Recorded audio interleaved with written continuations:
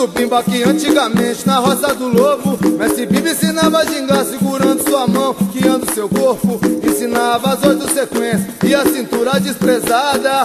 Rabento, corinho, o balão arqueado e a encruzilhada, onde teve o início do jogo. Foi na Roça do Lobo. Onde teve o início do jogo. Foi na Roça do Lobo. Onde teve o início do jogo. Foi na Roça do Lobo. Onde teve o início do jogo. Foi na Roça do Lobo. Pra entrar na sua academia tinha o teste de admissão.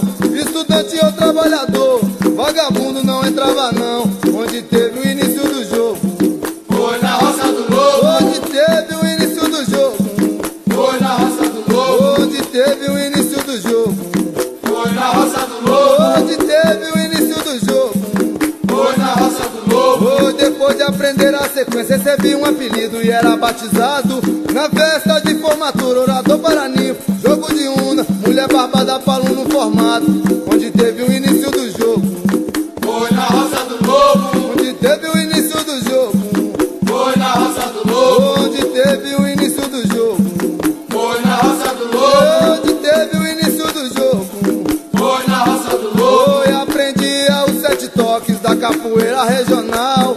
São Bento Grande, Benguela Une, Dalila Amazonas, Santa Maria, Cavalaria e também o hino da capoeira regional. Onde teve o início do jogo. Foi na Roça do Lobo. Onde teve o início do jogo. Foi na Roça do Lobo. Foi na especialização, no meio da mata tinha a emboscada. Na sua academia, no final do treino, esquenta banho pra rapaziada.